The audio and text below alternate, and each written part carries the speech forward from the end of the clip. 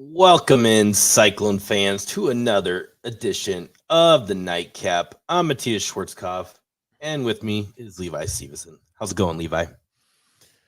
Connor Bedard's second game, and he's already got a goal. Right on cue. Mm-hmm. Right on cue. I don't know how many Blackhawk fans we have out there, but No idea. Yeah, and there is something good going on in Chicago, sort of ish. Something, anyways. Yeah. There's hope for something again.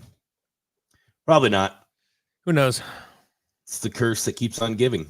Yeah. So we're back after a fun-filled event at Jack Trice Stadium over the weekend. The Jack Trice Legacy game. Iowa State comes away with the hell's the final score? 24-10? 27-14. 27-14. Geez. 27-14 victory over the TCU Horned Frogs.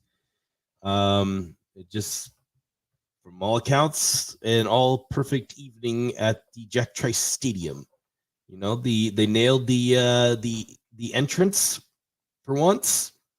Yeah, the entrance was really good. The defense started with some poor tackling, but shored that up a little bit later on. The offense, kind of reverted back to its old sucking the life out of you kind of ways, that they weren't doing previously in the last 2 weeks before playing TCU. And they were actually able to run the ball a little bit here. So, all in all, everything went well. So, what's your overall take from this past week? I mean, the whole weekend itself was just perfect. I mean, just from all the Jack Trice stuff. I mean, when you got to the lots, all day, it felt like a big day. Like there was just a kind of a different feeling in the air, like all day during the tailgate and all that, where it just felt like that day was more important than it normally was, and that tailgate was more important. The game was more important. And I thought they did a spectacular job with the whole Jack Trice thing. The entrance was great. The song was great. The fireworks were awesome. Yeah. It never does it again. Cyclone pretty much. Cyclone Game says Iowa State nails pregame atmosphere. Never does it again. Yeah, pretty much. I mean, I thought everything was great. And then, a couple really big defensive plays early in the game, especially like Bo Freeler's interception was a phenomenal play. And then, they got out to a lead and just never gave it up. It was tied at one point, but like that's it. Like TCU tied it at 7, and then we never heard from them again, basically. And it was just a good dominant win. I mean, they kind of owned that game. TCU never was really threatening. I know it was close at halftime, but I never really thought I never really felt like the game was in danger. I mean, TCU was moving the ball between the 20s, but they are awful in the red zone. And I mean, I think when it was like 7-7, right, you're like, oh, well, it could go either way. But then the block punt just changed everything. Changed everything. Point. Yep. Shout out Darian Porter. Mm-hmm. Great play. Third block punt of his career. Yeah, you would have liked to turn that into a touchdown, but points there. I mean, any points before halftime was fine because you're getting the ball back anyways. So they got 3, and then just kind of put it away from there. The running game kind of started to take over, which was kind of a welcome sight because we hadn't really seen a running game much of the year. I mean, all in all, just start to finish from when I got to the lots at 9:30 in the morning till I left Jack Trice at like 11 o'clock that night. All right, I was actually like 10 o'clock. It was actually a really fast game for some reason, like just over 3 hours. But by the time I left the lots 10:30, the whole day was perfect. I mean, just the atmosphere, the pregame festivities, the game itself, fantastic.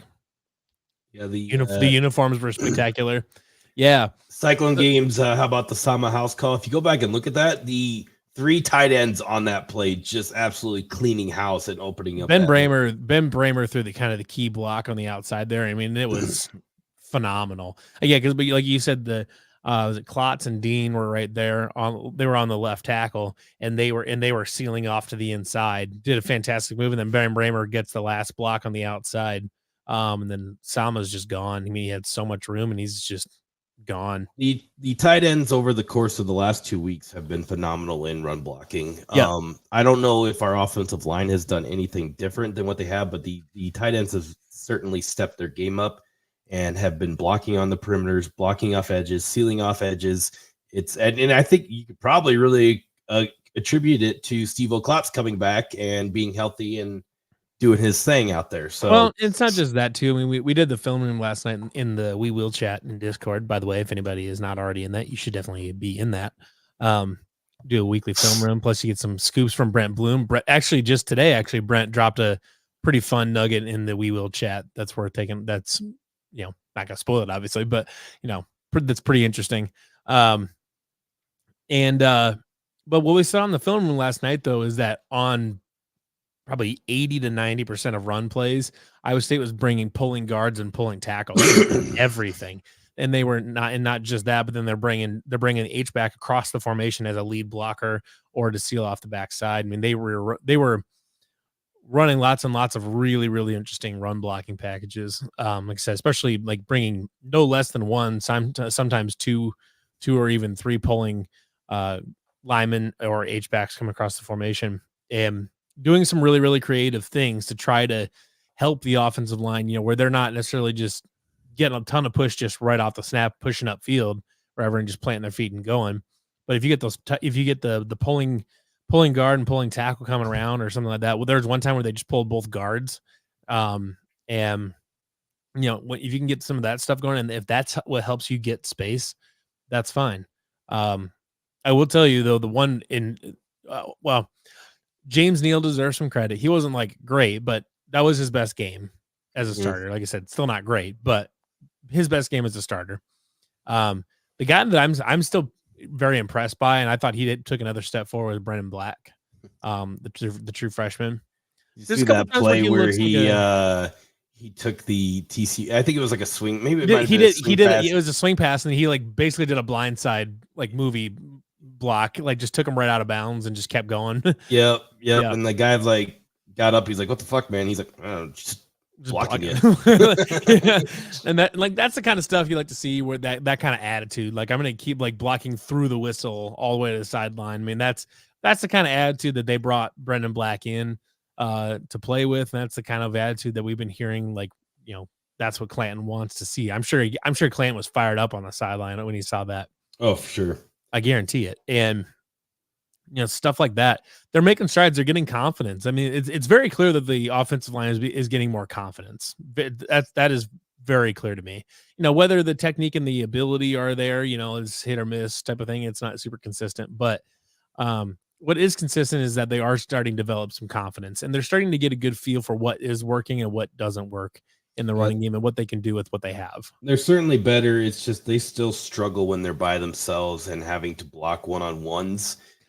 Especially when you look into the inside game, like they literally cannot get anything up the middle. It's on a consistent basis that they're getting, and I shouldn't say up the middle because the summer run was kind of off that guard's butt cheek, called it the butt cheek, but right. But there was a lot of sealing being done by the tight ends there. So, when they have to go straight forward and struggle up the middle, it's still evident there. So they still got some work to do, but they're obviously, we all know there is a little bit of strides there. It's still not perfect, but better. And they will certainly be tested again this week against Cincinnati. Cincinnati is a team that nobody really knows what they are. They have a quarterback that turns it over a lot. One thing we do know about Cincinnati is they have a good defensive line. Dante Corleone is kind of their big guy there. So they'll have a test this weekend for sure. 3.1 yards per rush they allow on the season, which is top 25 in the country. Yeah, it's not a lot. So this is probably going to be a game that we're going to be looking at Rocco Becht to try to move the ball down the field through the air. The defense, Cincinnati's secondary is real bad. That's coming straight from the horse's mouth. When I went on a Cincinnati podcast on Sunday, and they do not like their secondary one bit. 8.4 yards per pass completion. Yeah, and I told it was like, it's Iowa State's passing game is weirdly explosive. it's they don't really throw the ball down the field a ton or whatever. They don't pass for a ton of yards, but they've got, in that stretch there with Oklahoma State and Oklahoma, they had 350+ yard touchdowns in 2 games. It's a weirdly explosive passing game for a passing game that doesn't try to be explosive. And they were not super pleased with that answer. They were genuinely worried. This is a game I think that Rocco's going to have a big opportunity to keep the ball moving, especially if Cincinnati's got the run bottled up. Now, that does mean that there's a lot more responsibility that falls on Nate Scheelhaas than for recognizing that if the running game is not working, is recognizing that and pivoting away for it or accounting for it in some other way, whether it be screens or we saw it a few times on Saturday where they start Jalen Noel on the left or the right side. They bring him in a jet motion across and snap it, and then he just goes out to the flat while he's already on a dead sprint. Just stuff like that where they've got to come up and defend it. If you can get Cincinnati's secondary closer to the line, you can beat them over top. They're not very good. So that'll be fall on Nate Scheelhaas's shoulders in recognizing when the running play isn't working or using whatever little running game you do have, using that to set up play action. Right. How about them Bears? We'll get into that a little bit later. I got some takes. More towards that. Mr. Jordan Love, the next great Green Bay Packers quarterback. Homie can't throw the ball downfield. Yeah. Real bad. Brock Purdy. Looking mighty fine. Yeah. George Kittle, Brock Purdy tandem really fired up the wagons this past weekend. I tell you, that game on Sunday was fun. Just watching Brock cook, 4 touchdown passes, just looked totally in control. I mean, they just obliterated the Cowboys. They weren't even there. I mean, Micah Parsons was basically invisible. I mean, it takes a pretty special quarterback and a pretty special offensive scheme to make Micah Parsons look invisible, but they did it. And shizzle. Yeah, couldn't be more impressive with where Brock. Couldn't be happy for the guy for where Brock is, where he's going. One thing I do though, I do want to mention with the Cincinnati game though is so you can attest to this too. I have not been the most positive fan this season up to this point. I've been pretty down, especially after the Ohio game. I was full on melting down in our chat, and sure, I was melting down. Well, anybody and everybody was. I mean, that wasn't a Campbell, reaction. You're on the hot seat. The whole thing. Yeah, no, it was. I mean, coming out of that Ohio game, I was not confident that we were going to win another football game.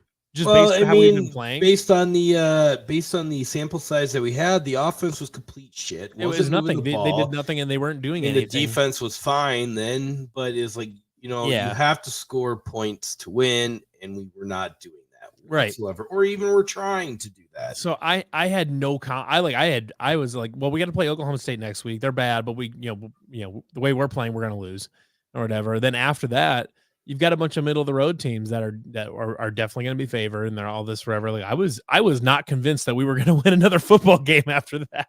Right. Fortunately, we're 2-1 since then. Beat Oklahoma State, then handled TCU. Well, and we said it last week. The game against TCU was the start of a critical 5-game stretch. Yes. And we labeled, just because of the Jack Trice Lazy game, and it was basically just on that alone, it was like you had to come away with that a win. You have to win right? This one. Yep. But now you have set yourself up in that 5-game stretch to if you stumble somewhere, wherever it is, because you could go to BYU. That's going to be a really tough place to play. You have the altitude to worry about. Yep. It's BYU has a really good home field advantage. I mean, they pack a ton of people into that place. So now it's okay, you win this game against Cincinnati, you're sitting up really good to find yourself into a bowl game because Baylor's not looking so hot. I mean, they did come back against UCF, but now we know UCF is not that good. Yeah. Not that good. UCF's not that good, but Baylor's terrible. So there's that, and then obviously the next 3 games, the next 3 of the next 4 games are on the road, and you have a really, really young team. one of them is a tough place to play. Nippert can be tough if Cincinnati's really good, but they're kind of whatever right now. So I don't expect Nippert to be like, a madhouse or anything. And Baylor and McLean Stadium's a morgue.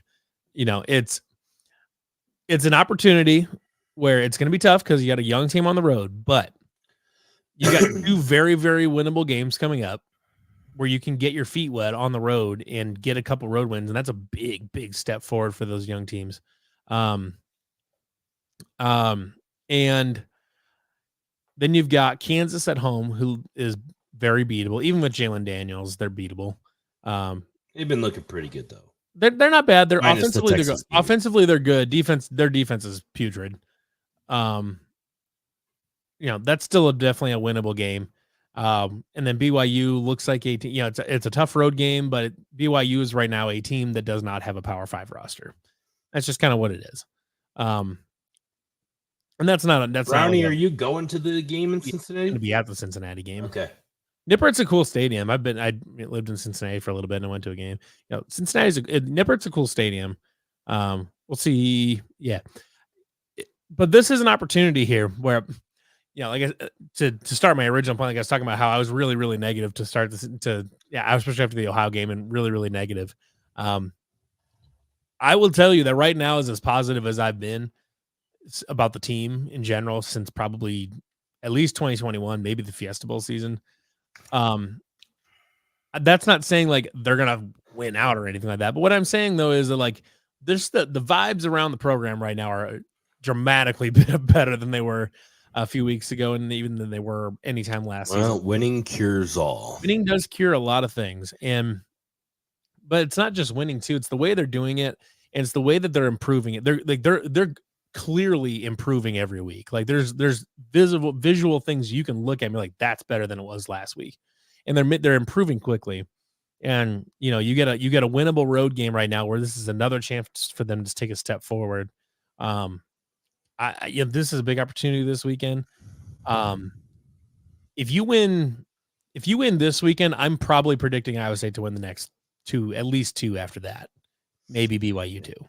I'm always like the guy that I think like, oh yeah, Iowa State's gonna do this, win this game. But yeah, I think I've kind of reeled myself in a little bit here just over the last just based on the last year and a half, really. But and it's not about counting wins right now. Like we're I'm more counting of wins to get to a Big 12 title game or something like that. It's more just like you can like right now. I do like the idea of kind of riding the wave of momentum and saying, hey, there's momentum for sure. It's trending in the right direction. Because I mean, Cincinnati's kind of treading water. They're right now. Their entire goal is to tread water and to not fall too far backwards. Or Baylor. The vibes around Baylor are so bad. Not good. They're terrible. Yeah, I'm willing to just chalk that one up as a W already. But also Dave Aranda won a Big 12 championship game 2 years ago, and now he's on a hot seat. Like, basically, punch Baylor in the mouth. You got it taken care of. Yeah, you're done. So, I mean, other than if you're UCF and BYU and Kansas is a beatable team. They've got one side of the ball is figured out. The rest, the defense is bad, and BYU's roster is just not Power 5 roster. My thought process is going into this weekend is just wait and see because I want to see them complete this game first before I really dive. 100%. It's so cliche to say, be like, oh, 1 week at a time, but it's like Well, it's 1 week and then a bye. I'm unsure because I don't want to say like all the offensive issues have been fixed because they haven't. But my worry is where we get into a team like Cincinnati on Saturday, where they are very good at stop and run, and what we did on Saturday against TCU was revert back to the typical Matt Campbell offensive game plan to take the clock, limit mistakes, things like that. And it worked. Now my fear is that they're just always going to continuously this is going to be another Ohio where they're going to try to run it, try to run it, and it's just not going to work. Show me you can be adaptable per team rather than like maybe they saw something. I mean, we did see that against Oklahoma State.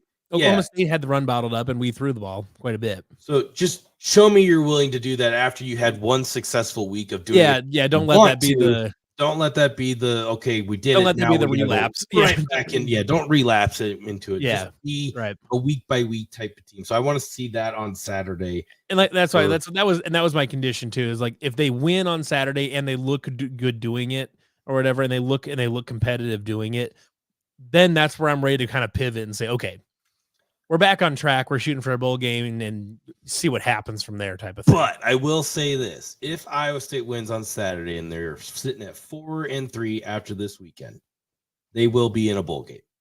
Oh yeah, no doubt about it. Yeah, no doubt about it. All they have to do is win 2 of the next 5, and 3 of those are against kind of bad teams. Because your margin of error is drastically decreased. Like there's still a margin of error for this team right now because you're only at 3 wins, right? So you need 3 more. And we've done this a lot in the Paul Rhodes era. We got the 3 wins, and then you struggle to find those next 3 wins. It happened, but it was like pulling teeth to get there. But they had to just scratch and claw. So these teams are drastically better than those. The teams that they're playing are, I shouldn't say drastically worse, but they're up to the more level of Iowa State football and current form. So you win Saturday, you're set up really nice. So let's get through Saturday. Mind track. Right. No, I think that's totally fair. Just kind of, I saw. I'm encouraged going forward. Like if this weekend, I'm going to feel really, really good about. Newly dad to twins, Alex Gukin. Shout out Alex Gukin. Congrats on the sex. Congratulations. Let's see here. He put a tweet about something about Iowa State playing at 11 a.m. on FS1. This is good stuff here. Very, very niche stat. Yeah, some very Alex Gukin stat here. But since 2017, Iowa State is 5-1 in 11 a.m. kickoffs on FS1 and 3-0 in such games on the road. Huh. Good to know. Only he would wake up and say, you know what? I'm going to find this fucking right. stat. It's just, I think there's a lot of reason to be hopeful. Just because even if like they only win 2 more games the rest of the season, let's say just they can't quite get it done against a few of these teams.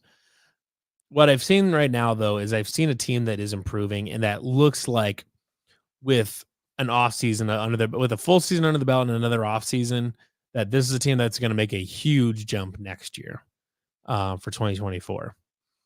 And that's really what this season was about, is setting up 2024 and beyond. I'm also not willing to jump on that train either. Well, obviously, we're really early on that, but let's rewind to like last preseason, right? Before our 4-8 season. Yeah. We're all like, okay, this position groups could be really good. It's all over all the media that we have. Blah, this position be great. And then everything just bottomed out. I think you can separate that out though, because but here's my thing. And so we did it again this year. The offense line to be great, and then they started off shit. I know you harp on that point a lot about like hyping out the offensive line in the preseason. We did not do that. No, but it's just like I don't hate, because you want to have. It's not just the offensive line getting better though. It's Rocco Beck that's got a full season. He's got another off season. It's Abusama. I get the creating preseason hype for your team, because you want to be excited about something. You want to be excited about your team going into the season. It's just that me personally, I have fallen off the let's hype up a certain position groups no matter what, or the team, because I have been bitten in the ass personally by it, but 1, by Iowa State, and 2, okay, hey, the Bears are going to have a level of optimism this year. We know the Bears were never just because going the Bears are an absolute fucking dumpster fire doesn't mean everybody else. They were never going to be a playoff team this year regardless, but it's like, okay, they're going to be better than 3-13. So I'm like, I am fully off all of my team's preseason hype no matter what for the end of time. Basketball is the team. If Iowa State finishes the season 7-5, I guarantee you will be going back to off-season hype. I am not getting on that train. 100% chance. So, like, our basketball team, we know they're going to be better, like offensively talented, better than last year's team, but they're playing in the Big 12. I'm not going to do any of that stuff, because it's like, it's going to be a meat grinder, and I guarantee we're going to be so pissed off in the middle of basketball season about something that we talked about in the preseason to be excited about. It's like, don't do it. Hey, again, you've seen me in the chat. I am not we're going to be so good this season. I'm like, we have an entire team we have like your veteran leader, your veteran presence on this team is a sophomore point guard. Like, wow, way to discredit Big Trey Rob Payne. Jones. And Rob Jones, I guess. You better watch out. Big Rob it. Energy is going to put people in a fucking blender this season. Okay. With a couple turnovers on the side.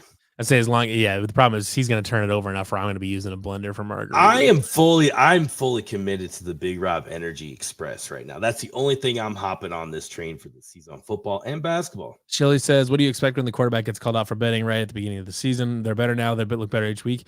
I would argue that losing Hunter was addition by subtraction because he had absolute shit for brains and Rocco does not. So losing your starting quarterback in this situation is probably better. Brownie, don't tempt me with a good time, my friend.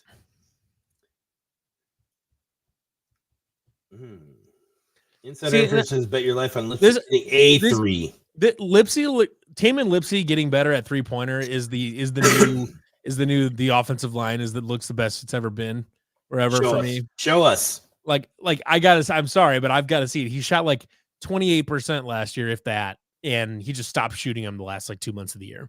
I'll believe that Taman Lipsy can shoot threes when I see it. But if he does start hitting them, whoo, baby. And if the offensive line gets going, whoo, baby. Touche. I mean, it's the same damn thing. That's what we were talking about all season. Like, well, if the offensive line is cooking, then holy shit, this is going to be a good offense. But here we are. Yeah, basketball media day was today. Nothing, I don't know. I didn't think there was anything really to come out of it other than, there's going to be a lot of guys that are in play for rotation minutes. So that's the beauty of having on paper a deep team. I guess, people were worried about Omaha Blue kind of coming on a little bit late. He wasn't featured in a lot of highlights during their trips to Bahamas. He hasn't really been featured on anything else, but Ott said today that he's here in the last couple weeks. He's really started to turn it on. So that's encouraging news in that regard, which I don't think I was ever really worried about it. I mean, I don't think he's going to be a 20-point night kind of guy. If he's like a 12-6 guy, I'll be like, that's 12-6, high energy defense. Let's roll. Yeah. 12-6 with a block and a steal. Because we're just I'm assuming at this point our guard play is going to be better than it has been just based on the talent that we have there. So we'll just see. I mean, I guess. The problem is the only proven talent we have is Taylor Lipsy, and he can't shoot. So, okay, Sean Gilbert. He didn't play here last year. Yeah, but he's proven at UNLV. Oh, UNLV. Shout out UNLV Rebel Girl. Wherever she may be. I don't know. Can't see her anymore. She blocked me. She's not on Twitter at all. Oh, she gone? Yeah, her account's gone. Oh, well, good for her. Yeah. She finally went out and touched the fake grass. Yep. She finally went outside and got into the 100-degree heat and died. Baby. She went out and touched the AstroTurf. She went to the Sphere. Sphere is really cool. Have you seen the pictures from the inside of that thing? Yeah, I saw the videos of the U2 concert. I would go. Looks dope as really a YouTube. I'd go to a U2 concert. Yeah. Why do we keep trying to make U2 happen? Yeah, what? So do you remember? They forced it onto your iPhone? Yeah, it was an iPhone or an iPod Touch or something like that, where it came with a free U2 album that fucking nobody wanted. It's not like U2's horrendously bad, where you're just like, oh, it's making my ears bleed. But it's like the fact that they were forcing it on. Music. Yeah, it's like the fact they were forcing it on you is just like. I've never heard like a YouTube song like, God, these guys are really terrible, but it's like they're not guys I'm gonna go out of my way to find, YouTube hasn't made like a relevant album since like the early 90s. So I wonder if like Las Vegas is like, all right, I know who we can get. We'll get U2 and we'll give everybody free tickets. I wonder if that's what happened. Maybe. I'll be curious, like who would pay? Maybe they were just paying to go inside the Sphere for the first time instead of seeing YouTube, because that's what I would do. But yeah, I'm not paying. I don't really want to pay to go. You just go in. You could go inside the friggin' Sphere and just put Shark Week on or some shit, and I'll watch it. Yeah, or like a NASCAR race or something like that. It's a NASCAR race, but it's just a camera in the middle of the track, so you just have to watch the cars go around the sphere for 3 hours. That'd be sick. I would be sick watching that. Like, it'd be impossible to watch that thing. Head going around in circles. What else could you put in the sphere that would be awesome? Everything, really. What would be awesome in the sphere? Titanic. I mean, I guess. Hot take, but probably Avatar with a 3D. My attention span on Avatar is very low. The original one's not that bad. I haven't seen the new one. I haven't seen the new one either, but I heard it was boring as hell. I'd watch it. We could put an iOS. Nah, football would look goofy inside the sphere. Football would be weird. Sprint Cup race is coming to Newton. Yes, indeed. I will be probably. A good time. I'll probably not be going to it, but like it'll be. I'm sure it'll be a good time. Loser. I just haven't been into NASCAR since probably 8th grade. I was a huge Jeff Gordon guy. Shout out Jeff Gordon. Hell yeah. Huge Jeff Gordon. Rainbow Warrior, baby. Let's roll. My whole bedroom had like flags and little diecast cars and all that stuff all over the place. Huge Gordon guy. But as soon as I got to high school, dirt track racing's so much better than I just kind of fell out of it. Raise hell and praise Dale. I think that's what they say. Shout out Dale Earnhardt. Yeah. R.I.P. This person on Twitter just responded to the 3 things we learned about TCU, and he said Sanders makes almost nobody miss, gets 0 yards after contact, and is likely the 4th best back on the team. I mean, I think that's a 2022 evaluation of him. That was like week 1 and 2 evaluation of him. The last few weeks he's been outstanding. Yeah, the last 2 weeks, so he's came back from. He's got some wheels. And he is absolutely making people miss. Like if you just haven't watched any games at all this year, that's another thing that I wrote in that too. It's like, okay, I'm getting kind of tired of the whole running back rotation thing. Like, we talked about it in the first, I think it was our you and I preview about, okay, we have all these guys. Also, before I go into this, where the hell is Arlen Harris? He has not played at all. Is he? I mean, what are you gonna do? You gonna rotate a 5th back in there? I don't know. He must be doo-doo. I mean, he's a freshman that had no carries last year. I think he's a blocking back / leadership player. I don't think he's. I would imagine he probably won't get very many carries here if he even finishes his career here. So back to what I was saying, running backs. So our first podcast before the UNI game, we talked about them finding the guys that they want at running back position and playing them. The fact that we are still rotating 4 running backs to me is just making the whole thing clunky, and there's no consistency in that backfield. They have to narrow it down, and I for the last couple weeks I've put it in almost every 3 things we've learned that Sama has to get more touches, and this week I switched it up to the running back field. The backfield has to be like Sama and Sanders, and that's it. Just Sama, Sanders, and you can throw Hansen in there on 3rd down if you want. Cut it off there.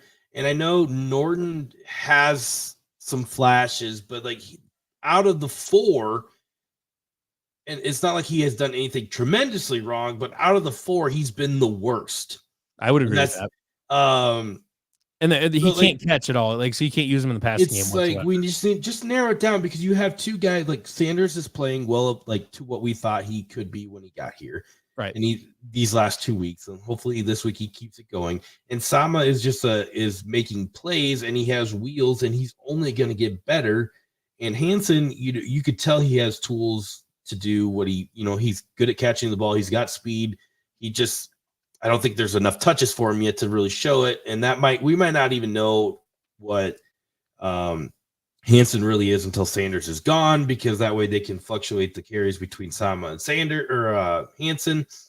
But it just needs to be narrowed down to Sama and Sanders and just roll with it. And that makes it so much easier to rotate. And you're not getting 4 different guys coming in and out of the game. It's just clunky. Yeah. Nobody rotates that many running backs this late in the season. I don't know why we're still doing that. That's my only gripe right now about the offensive play. Yeah, it's hard for them to get into a rhythm doing that way. I'd like them to start whittling it down a little bit.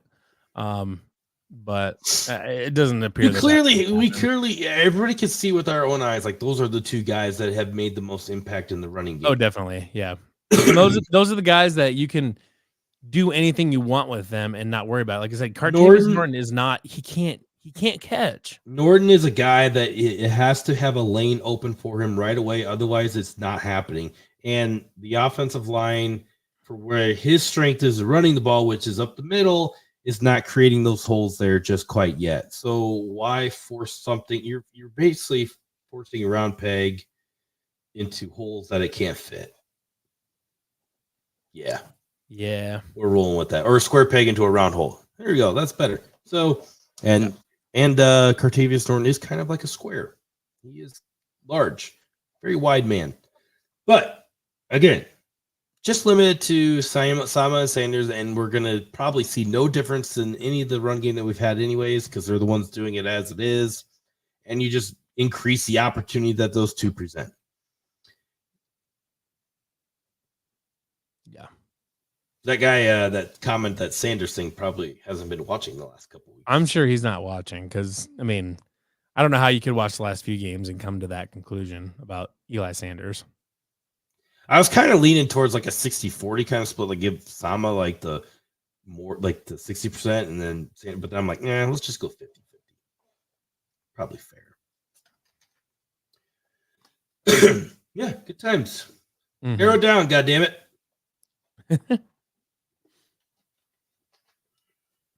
What's the easiest way to improve / get into rhythm? How do you get into rhythm? Play musical chairs at running back? No, well, that's what they're doing now. Whatever happened to the transfer QB that was used to be, it's probably never going to be used now at this point. I think at this point we can probably scrap that. Like, it's not going to happen. I think that was just a lot of just honestly probably for the better though, because if that was ever truly in the game plan, I think it was just more of a thing. Like nobody knew what the hell is going to happen at the quarterback position. They needed to justify getting him. That's probably right. Quite honestly. Yeah.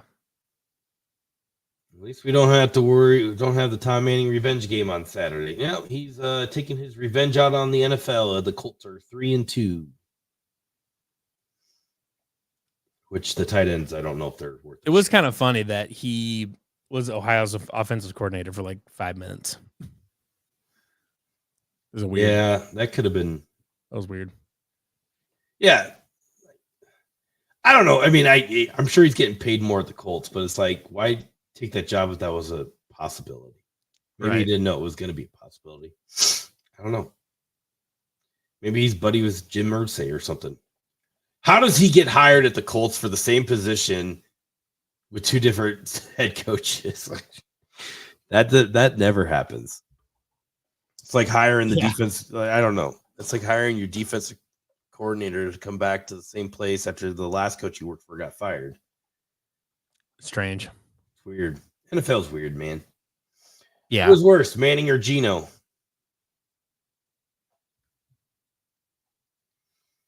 Tom Manning and Geno.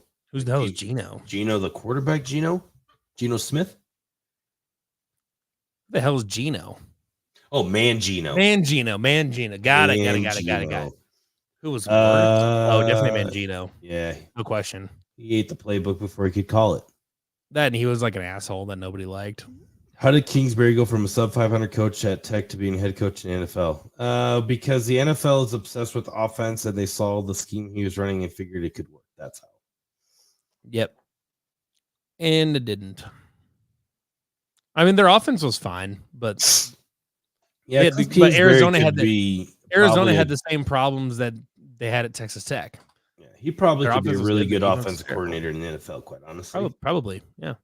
Their offense was good, and their defense was terrible. I think Cliff Kingsbury is hanging out at SC right now, just being an offensive analyst. He's an offensive coordinator for Lincoln Riley, I'm pretty sure. Is he? Or an analyst or something? Yeah, I think he might be an analyst. He's on Lincoln Riley's staff. He is currently assistant coach at USC. What's he doing at USC, though? Tell me! Offensive analyst and quarterback coach. There you go. So he's Lincoln Riley's right hand man. I mean, he's Lincoln Riley's bitch.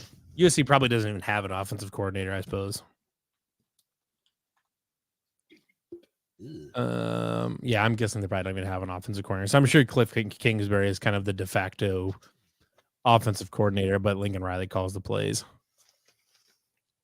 Yeah.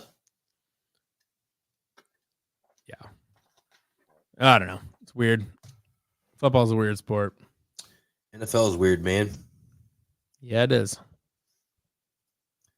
So what's your What's weird is I'm on USC football's website right now. They don't have a page showing all their coaches. Yeah, Levi is getting kind of beat up on his Easton Dean takes here lately because he's been scored a touchdown and he's been throwing some critical blocks in the run game. What have you to say about this, Easton? You know what? I win either way. Really, either he's playing well and Iowa State benefits, or I'm right. Really disappointed in the FS1 broadcast for not showing Mama Becht. Yeah, it's hard to. Really not. Yeah, so. What the fuck are you talking about here? Fun fact, Cliff Kingsbury was QB coach at A&M. Yes, he was. He was the offensive coordinator there for Kevin Sumlin. That guy has fallen off the face of the earth. Kevin Sumlin. He's just disappeared. Yeah. I think he was in the USFL for 1 year, and now he's completely gone from everything. Probably for the best, because he's not that good of a coach. Where was he at before A&M? Oh, he's tight end coach at Maryland, so he's not off the face of the earth. Oh, he is a tight end coach at Maryland. Oh. He's an assistant head coach / co-offensive coordinator / tight end coach. He has a 98 and 70 head coaching record, so it's not bad. Oh, he's at Houston before, duh. As he was at Houston, yeah. He preceded Dana. He was at Houston when they had was he Case Keenum's coach? Yes, it's good when you just let Johnny Manziel do your own thing, and that's what got him right. I mean, that's 2 years that's of good wins. He had Johnny Manziel, and then he had Kyler Murray on the team. And then Kyler Murray transferred. So he won the Cotton Bowl, Chick-fil-A Bowl, and Liberty Bowl. Legitimately just going backwards every year. Yeah, because then, Music City Bowl and Texas Bowl, then the Belk Bowl. He literally going backwards every year. Literally never missed a bowl game. Never missed a bowl game, but kept going to continually worse bowl games. So the next, he was 11-2, 9-4, 8-5, 8-5, 8-5, 7-5. Next was going to be 6-6. Mm-hmm. Never won more than 5 games at Arizona. Yeah, Arizona was really bad under him. 9-20. Yeah, really, really bad. Then he was 3-7 in the USFL. Oh my God. Yeah. Chiswick is the defensive coordinator at North Carolina. He's going to be an awesome next head coach of the Chicago Bears. Who? Kevin Sumlin. Oh, I really thought you were going to say Gene Chiswick. I was about to just punch you. Probably just punch you. I think he kind of gave up on coaching after he got fired from Auburn 2 years after winning a national title. He's the DC at North Carolina. Gene Chiswick is? Yeah. He's Mac Brown DC again? Mac Brown's bitch. Yeah. That is kind of funny. Yep. He's the defense. I think he's been there for quite some time too, as the since last year. No, he's been there. Okay. 2015, 2016, he's defense coordinator. He took a break from coaching. Then 2022 started up again. Well, I guess we know who's going to get the job here after Campbell leaves. Gene Chiswick. Yeah. Full circle, baby. That'd be wild. That would be wild. Also bad. I don't think. Jamie Pollard might be retired before Matt Campbell's gone. That's a good thing. That's possible. What's your bet? What's your bet? Is Matt Campbell gone, or does Jamie Pollard retire first? I think Jamie retires first. If you would have asked that 5 years ago, I would have said Matt Campbell's gone. But I'm just not so certain. I think Jamie. I think Jamie retires after Chi-Town is done. The after Ice Town's done. The coaching carousel for Matt Campbell has certainly cooled off. Well, and he just replaced his entire staff. You're not gonna do that if you're trying to leave. There's no reason you would do that. No, coaching carousels are pretty weird. I guess, but I don't know. The coaching carousel in general has cooled down. Maybe the level season anymore. Maybe the level of quietness on the Matt Campbell coaching rumors is more worrisome than the actual hotness of his coaching rumors. What? Mm-hmm. So the hotter the Matt Campbell rumors got, the more he stayed. But now that they're dead, he's as they would say, lurking in the dark for another job. Nah. Now Jamie Pollard retires after his Ice Town's done, and then what did you just call Ice Town? Yeah. Was he like Adina Menzel right now in Frozen, or what's like? Okay, so you've clearly never seen Parks and Rec. I have seen Parks and Rec. Ice Town. Okay, look, I don't remember every single detail of everything.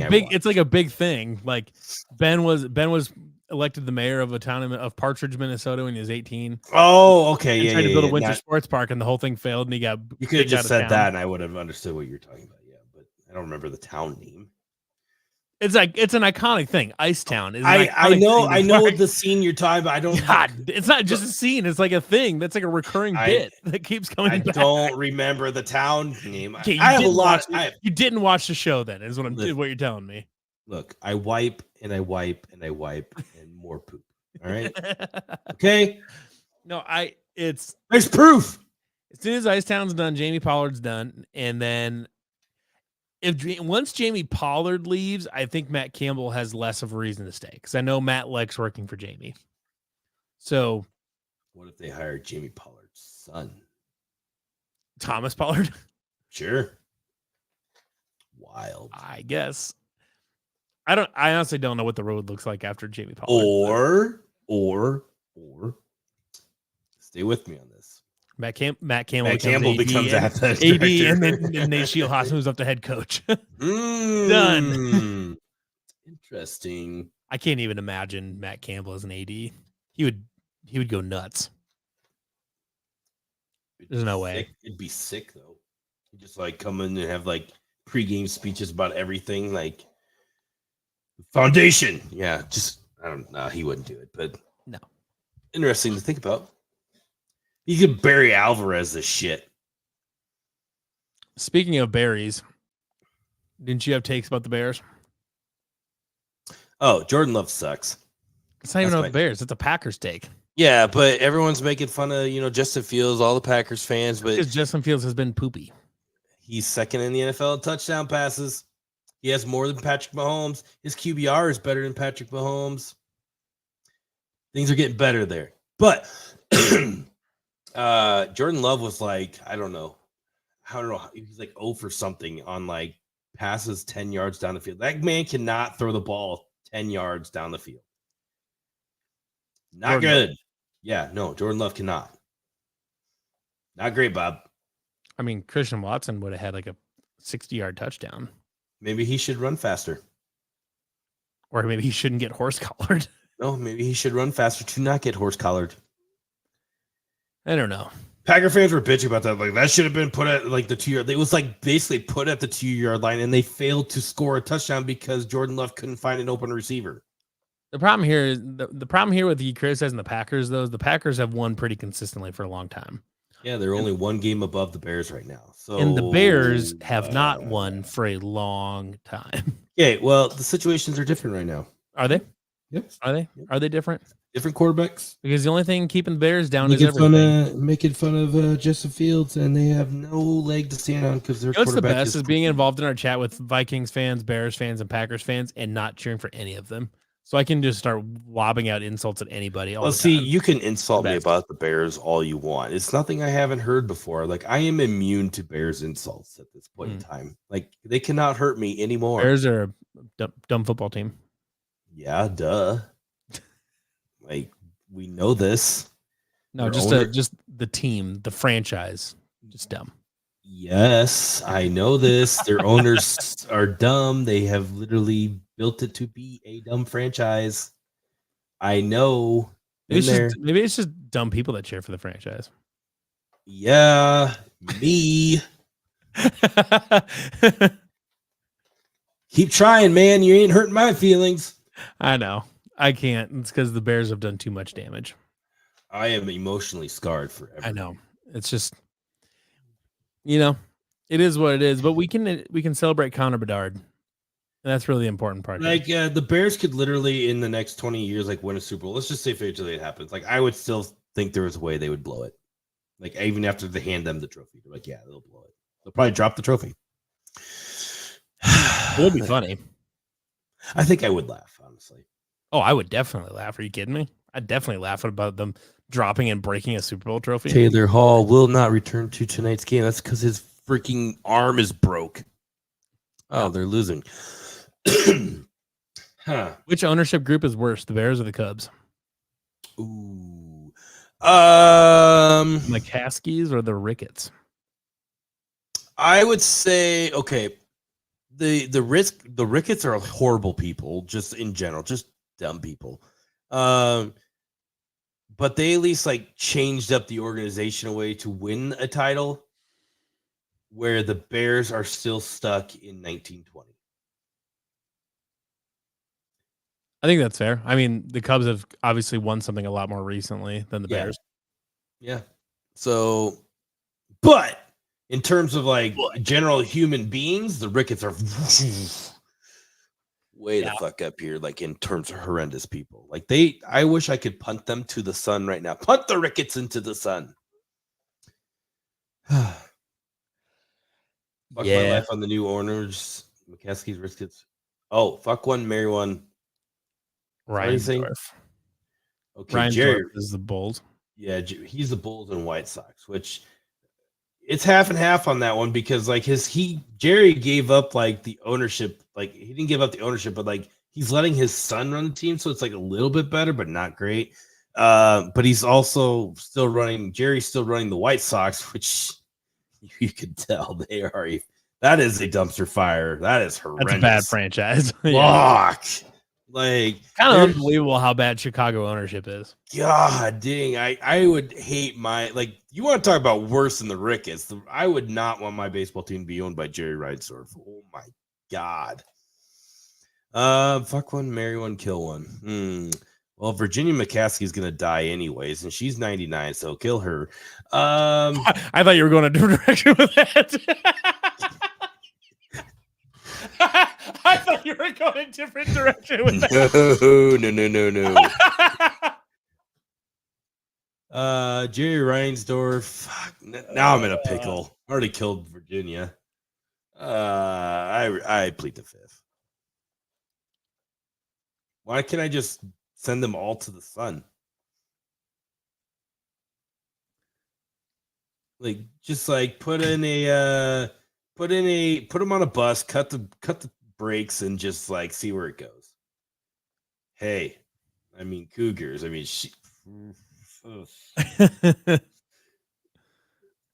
that's true.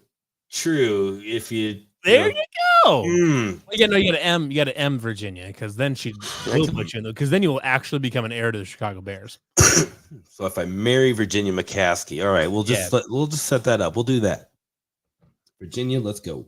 I mean, that's the easiest way. I mean, that's how you do it. If you ever play Crusader Kings 3, you marry them into families, and then you take over entire. I tell you what, though, if that was the case, I marry Virginia McCaskey. I get the rights to the Chicago Bears. I'm selling that franchise. I'm out. I'm selling. If you could marry into eventually owning one franchise in America, what would it be? In America? In the United States of America. One franchise. I think it would have to be the most valuable one and just sell the fucker. Like that's my view on it. If I had to marry into it, like and have the rights to. So like you're marrying into it, you have the rights to it, and you're gonna run it. Like you're not just selling it. You're. I'd take the Bears. That'd be fun. The only out of all teams in the United States of America, you'd marry into the Bears. Well, I mean, I'm a Bears fan, so like, why would I like marry into anything else? Because then you marry into the Packers and you run them straight into the ground. Oh, tear them apart from the inside out. You just don't have a coach. I feel like that's like a waste, though, right? So like, yeah, but if you're running it though, you're banking on the fact that you know what the fuck you're doing, and you're not going to run your own franchise into the ground on accident. At least if you're with the Packers, you can verifiably, without a doubt, like I guarantee you, I can figure out how to run an NFL franchise into the ground. so okay, Guarantee it. we can assume that the Packers are not going to lose a ton of value in this time frame. So like, I could run them into the ground, just trade off everyone for like 7th round draft picks, and then sell it off and make a lot of money. And I could decapitate them for the next 10 years plus. There you go. See, that's the way to do it. Is you go tear your rivals down from the inside out. Then I'll use that money, buy the Vikings, do the same. Go dismantling the NFC North. Yeah. The Lions are on the up and up right now, but they'll eventually find a way to tear themselves down. So I'm not even worried about them. Yeah. It's like when you go into a franchise mode and you just switch teams that you're controlling so you trade away the best players and then go switch back to the team you actually wanted to play. Yeah. Like, take that. We are talking. What the fuck are you talking about? Ted Lasso's in Europe, dude. United States of America. If you had to pick a league to own a team in, which like any league in the world, what would you do? Would you go Premier League? Any league in the world? Yeah. Would you go Premier League? Premier League, no question, no doubt about it. Those are like some of the most valuable sports franchises in the world, and they're all over the world. I mean, Premier League, no question. Probably Chelsea. Would you have the most fun in the Premier League, though? Yeah, definitely. I think and I know building a roster in soccer is way more fun. I think I'd still stay the NFL just because I like American football more. I mean, that's fair.